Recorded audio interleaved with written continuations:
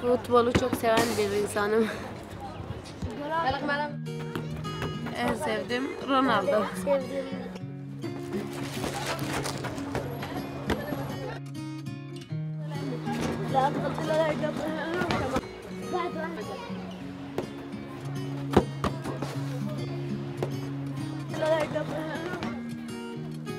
Dediler ki sen kızsın, futbol bence erkeklerin. Ben onlara dedim ki bence fark yok. Zaten ben kimseyi dinlemiyorum. Öyle kafam ne derse onu yapıyorum. Topla bir şey yapamıyoruz. Çünkü topun havası yok. Şöyle bir şey. Benim bir topum vardı, arkadaşım vermişti.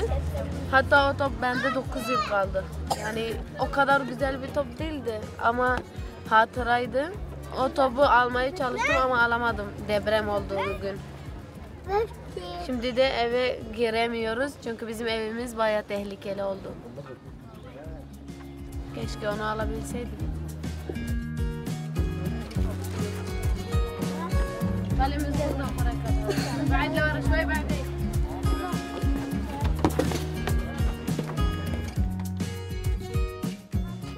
Çadır falan dedikleri zaman ben hiç fark yok dedim. Çünkü ben çadıra alışkınım. 9 yıl falan kaldık. Yani ben hiç evde oturmamıştım. Ev falan bilmiyordum. Çadırda iki aile kalıyoruz. 13-14 kişi falan. Geceleri biraz soğuk oluyor ama idare ediyoruz. Kız kardeşim kalecilik yapmak çok sever. Onu kaleciliğe çalıştırdım. Türkçesi iyi değil ama hep bana diyor ki hayal et ikimiz futbolcuyuz falan.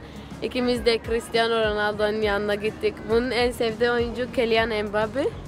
Onların yanına gittik. Onlarla futbol oynadık, fotoğraf çektik falan. Hep böyle bana diyor. Ben de evet güzel bir hayalmiş diyorum.